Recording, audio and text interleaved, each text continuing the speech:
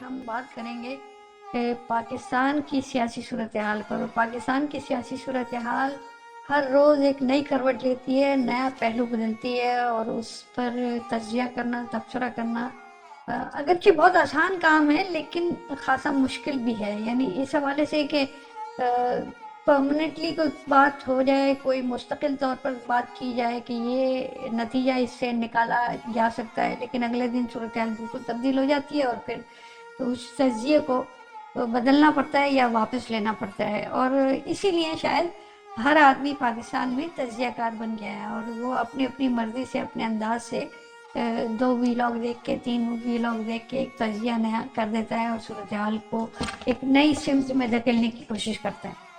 اب ہم بات جو کرنا چاہتے ہیں آج عمران خان کے حوالے سے، یقیناً وہ اس وقت ٹاک آف دا ٹاؤن ہے وہ آدمی، اور آج نہیں بلکہ برسوں سے وہ آدمی ٹاک آف دا ٹاؤن ہے. جب وہ حکومت میں تھا، جب حکومت میں اس سے پہلے آنے والا تھا جب بھی، اور اب جب وہ حکومت میں نہیں ہے گزشتہ 2-2.5 سال سے، تب بھی وہ ٹاک آف دا ٹاؤن ہے.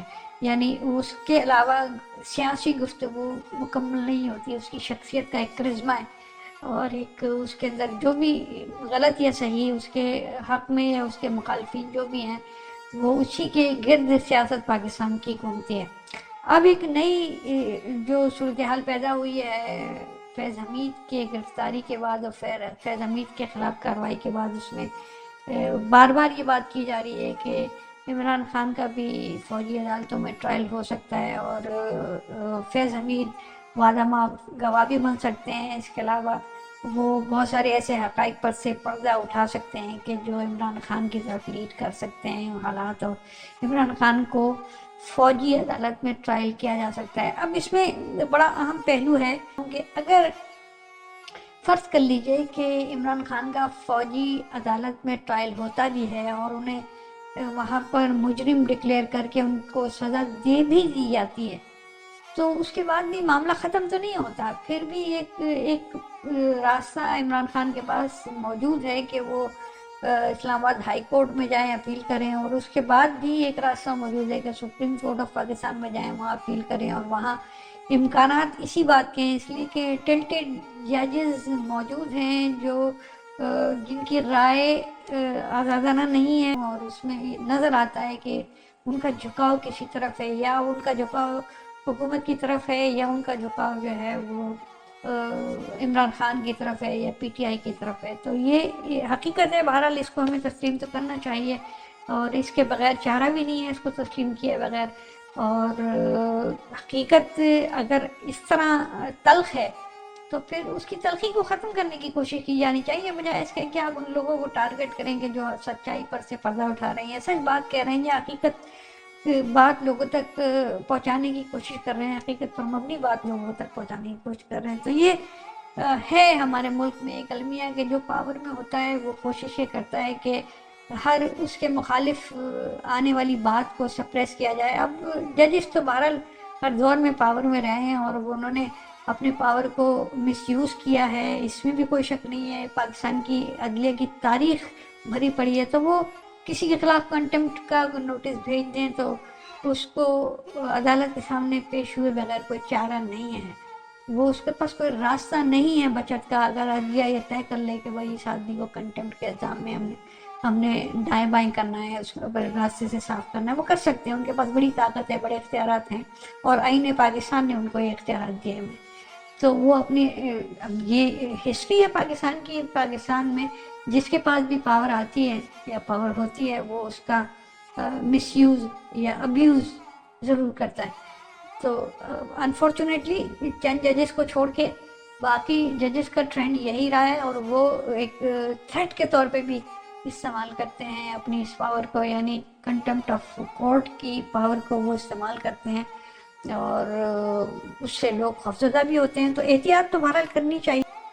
اگر عمران خان کے خلاف ملٹری کورٹس میں ٹرائل ہوتا ہے اور وہ مجرم بھی ثابت ہو جاتے ہیں اور ان کو سزا بھی ہو جاتی ہے، تو ان کے پاس پھر بھی ایک بچت کا راستہ یہ ہے کہ وہ ہائی کورٹ اور سپریم کورٹ سے رابطہ کر سکتے ہیں، اور وہاں امکانات قوی امکانات اس بات کے ہیں کہ ان کو ایک دفعہ پھر ریلیف مل جائے گا. یعنی وہ ساری پریکٹس کا کوئی بہت بڑا فائدہ ہونے والا نہیں ہے، البتہ ٹائم ٹیکنگ ہے کہ جو وقت ہے اس کے اندر وقت مل جائے گا اور اس کو پرولونگ کیا جا سکتا ہے. یعنی بالفرض اگر ان کو عمر قید ہوتی ہے تو عمر قید میں 3-4 سال ان کو جیل میں رکھنا یا اندر رکھنا کوئی بڑی بات نہیں، اور یہ کیا جا سکتا ہے. لوگ تو ساری ساری زندگی اپنی گزار دیتے ہیں جیل میں بغیر کچھ کیے کہ ان کا ٹرائل چل رہا ہوتا ہے اور باقی میں پتہ چلتا ہے وہ بے قصور تھا، وہ بے گناہ تھا. تو یہ 3-4 سال اگر عمران خان کو انگیج کرنا ہے جیل میں یا اس کو پھنسا کے رکھنا ہے تو یہ کوئی بڑی بات نہیں ہے ہمارے نظام کے حوالے سے اگر ہم بات کریں تو. لیکن الٹیمیٹ رزلٹ کیا ہے؟ رزلٹ یہ ہے کہ اس کو بہرحال ریلیف مل جائے گا. اب ایک بات بڑی اہم ہے کہ یہ جو کلوز ملے ہیں، ایک تو رؤف حسن کی گرفتاری سے ان کے ٹیلی فون سے بہت سارے کلوز ملے، اس کے بعد ہی گرفتاری عمل میں آئی ہے فیض حمید کی، اگرچہ اس سے پہلے بھی بہت ساری چیزیں ہو رہی تھیں اور خبریں آ رہی تھیں کہ فیض حمید کے خلاف کارروائی ہو سکتی ہے، کارروائی ہو سکتی ہے، کارروائی ہو سکتی ہے، بار بار کہا جا رہا تھا. مختلف پلیٹ فارم پہ یہ بات ہو رہی تھی، مختلف حوالوں سے یہ خبر آ رہی تھی، سورسز بتا رہے تھے کہ ایسا کچھ ہو رہا ہے، اندر کچھ کھچڑی پک رہی ہے، اور بالآخر وہ ہو گیا. بالآخر ان کو گرفتار کر لیا گیا اور اب ان کا کورٹ مارشل ہے. یہ ایک تھوڑی سی نئی ڈیولپمنٹ ہے پاکستان کے حوالے سے، اگرچہ اس سے پہلے بھی بہت سارے جنرل کو گرفتار کیا گیا ہے اور ان کے خلاف مقدمہ بھی ہوا ہے، ان کو ڈیموشن بھی ہوئی ہے، ان سے بیجز بھی چھینے گئے. لیکن کورٹ مارشل اس حوالے سے کرنا کہ انہوں نے میوٹنی کی، بغاوت کرنے کی کوشش کی، تو یہ ایک پہلا واقعہ شاید پاکستان کی تاریخ کا ہے اور بڑے لیول پر ہے. اور اس میں بھی کوئی شک نہیں ہے کہ جنرل فیض حمید بڑے بااختیار، بڑے طاقتور جنرل پاکستان کی تاریخ میں رہے ہیں، اور انہوں نے اپنے جو ٹینیور ہے اس میں ہر قسم کی پاور کو انجوائے کیا ہے. اس میں کوئی دو رائے شک کی بات ہے ہی نہیں. اگرچہ سارے جنرلز ہمارے جتنے بھی ہوتے ہیں وہ بہت ساری پاورز لے کے آتے ہیں، لیکن ان کے پاس چونکہ چومکھی قسم کی ان کے پاس طاقت تھی، ادھر بھی تھی ادھر بھی تھی، ادھر سے وہ ابیوز کرتے تھے طاقت کو، کچھ انکروچ بھی کرتے تھے وہ طاقت کو، یعنی اپنے اختیارات کو انکروچ کرتے تھے، دوسرے کے اختیارات کم کر کے اپنے اختیارات بڑھا لیا کرتے تھے. تو اس طرح بھی وہ کام کرتے رہے. تو اب ایک نیا سینیریو ڈیولپ ہو رہا ہے کہ کیا کیا انفارمیشن اس وقت ملٹری کورٹ کے پاس آ گئی ہیں اور کیا کیا انفارمیشن جو ہے وہ گیدر کی جا رہی ہیں. اور ایک فون ہوتا تھا بلیک بیری فون، اگر آپ کو یاد ہو عمران خان کا، اور اس کا بڑا چرچا تھا اس بلیک بیری فون کا، اور اس میں بڑے راز پنہا ہیں، راز چھپے ہوئے ہیں. اس بلیک بیری فون کے حوالے سے بات ہو رہی ہے کہ یہ بھی اب کسی کے ہاتھ لگا ہے اور اس میں بھی کچھ چیزیں، بلکہ بہت ساری چیزیں ایسی ہیں کہ جو عمران خان کے خلاف 100% جائیں گی اور وہ عمران خان کے خلاف ان کو مجرم ثابت کرنے کے لیے بڑی مددگار ثابت ہو سکتی ہیں. اس کے علاوہ بھی ان کی بہت ساری اخلاق سے گری ہوئی گفتگو اس کے اندر موجود ہے، اس کا ریکارڈ موجود ہے، اور ان کے کنیکشن، بہت سارے ریکارڈز، بہت سارے جو ان کی کنورسیشنز ہیں جو انٹرنیشنل فگر سے اور ان سے جو تعلق سے، اس حوالے سے بھی اس بلیک بیری فون میں بہت سارے ریکارڈز موجود ہیں. وہ کھلے گا تو یہ معاملہ کہاں جائے گا. اگرچہ دیکھیے جو حقیقت ہے اس کو تسلیم کرنا چاہیے، اور حقیقت یہ ہے کہ اس وقت لوگ عمران خان کے خلاف کوئی بات سننا نہیں چاہتے، اور جو بات بھی ہوتی ہے وہ عمران خان کے خلاف ایک سازش قرار دے کر اس کو ختم کر دیا جاتا ہے. یہ حقیقت ہے کہ عمران خان ایک پاپولر شخصیت ہیں، ایک لوگوں کی نظر میں ان کا مقام، درجہ، اور جو ان کے کام ہے یا ان کی شخصیت ہے، اس کا ایک خاص مرکز ہے، اور اس مرکز سے لوگ اس کو نیچے آتا ہوا دیکھنا نہیں چاہتے. اگرچہ جب عمران خان حکومت میں تھے اس وقت ان کا گراف، پاپولیرٹی کا گراف، اور ساری ان کی جو باتیں تھیں وہ نیچے آ گئی تھی اور لوگ ان کے خلاف ہو گئے تھے. جیسے جیسے وقت گزرا، جب وہ حکومت میں تھے تو لوگ ان کے خلاف ہوتے چلے گئے، اور بلدیاتی انتخابات کا جب وقت آیا، کے پی کے میں اپنی جو ان کی بیسک کانسٹیٹنسی ہے وہاں سے بھی وہ بلدیاتی الیکشن ہار گئے تھے پہلے مرحلے میں. تو ان کو بڑا افسوس ہوا تھا جب وہ پرائم منسٹر تھے، تو ان کو بڑا افسوس اور حیرت ہوئی تھی اس پر کہ بھائی میں یہ الیکشن کیسے ہار سکتا ہوں، اور یہ تو میں ہار ہی نہیں سکتا، میں تو بہت پاپولر ہوں. لیکن حقیقت وہی تھی جو اس الیکشن کے رزلٹ تھے.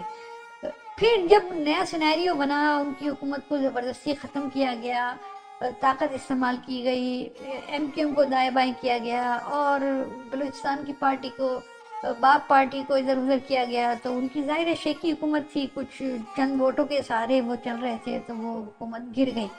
अब वो हुकूमत गिर गई तो अब जो कुछ भी इमरान खान के खिलाफ कार्रवाइयाँ हुई हैं, वो बजाय इसके कि लोग उसको रियलाइज़ करते कि इस आदमी ने ख्वाब दिखाए लोगों को, सिर्फ ख्वाब दिखाए और बातें की, इसके अलावा कुछ भी नहीं किया, तो मईशत मुल्क की जो है वो उन्हीं के इमरान खान के दौर में तबाह होनी शुरू हुई, और आज वो पस्तरीन सतह पर खड़ी है। बहरहाल ये गवर्नमेंट कुछ ना कुछ उसको उठाने की कोशिश तो कर रही है।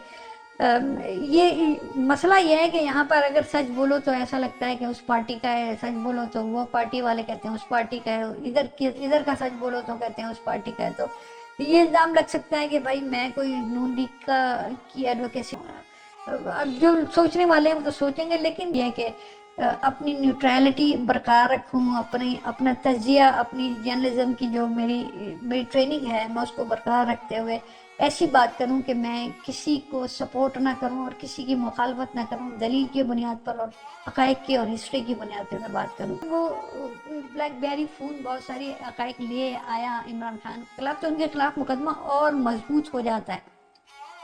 अब मजबूत होने का कतई मकसद ये नहीं है कि उनको उनके खिलाफ जो इस वक्त मामलात हैं और उनको लोगों को भी अपने साथ आप मिला लेंगे, लोगों को सिर्फ एक बुनियाद पर मौजूदा हुकूमत या कोई भी हुकूमत, कोई सियासी पार्टी अपनी अपनी तरफ खींच सकती है, ख़ासतौर से हुकूमत अपनी तरफ खींच सकती है। उसका वाहिद रास्ता ये है कि आप कुछ ना कुछ परफॉर्म करें, लोगों को रिलीफ दें, और महंगाई को कंट्रोल करें, बेरोज़गारी को कंट्रोल करने की कोशिश करें, ख़त्म करें, लोगों को रिलीफ दें। लोग बहुत तंग हैं, बिजली के बिलों से ही बहुत तंग हैं, गैस के बिलों से ही बहुत तंग हैं लोग, तो लोग बहुत तंग हैं। उनको आप अगर रिलीफ देंगे, अपनी परफॉर्मेंस दिखाएंगे, तो शायद इमरान खान को लोग थोड़ा सा भूलने की कोशिश करें, और यानी इमरान खान की पॉपुलैरिटी कम हो। अदरवाइज तो ऐसा कोई इम्कान मुझे फ़िलहाल नज़र आ नहीं रहा।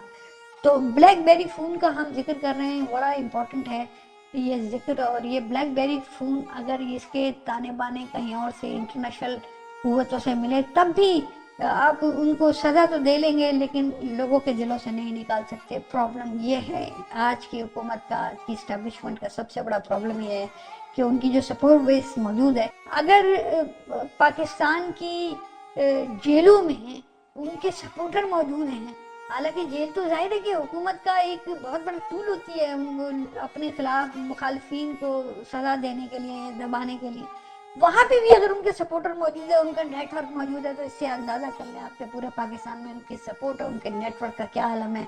और उनका सपोर्ट बेस ख़त्म नहीं किया जा सकता इस तरह के, जिस तरह मुसलसल दबाव के ज़रिए, ताकत के ज़रिए उसको किया जा रहा है। अलबत्ता परफॉर्मेंस के ज़रिए उसको ख़त्म तो फिर भी नहीं कर सकते, लेकिन उसको कम ज़रूर कर सकते हैं, एक ख़ास लेवल तक कम कर सकते हैं कि अगर दोबारा इलेक्शन हो तो आप दोबारा जीत के आ जाएं, लेकिन उसमें सिर्फ आपकी परफॉर्मेंस है और दूसरा कोई एलिमेंट काम नहीं करेगा। ना अभी तक किया है 2.5-3 साल में, ना किसी और एलिमेंट ने, किसी ताकत ने काम करना है कि उनका सपोर्ट बेस, यानी इमरान खान का सपोर्ट बेस ख़त्म हो जाए और मौजूदा हुकूमत या पीपल्स पार्टी का या नून लीग का सपोर्ट बेस वापस आ जाए।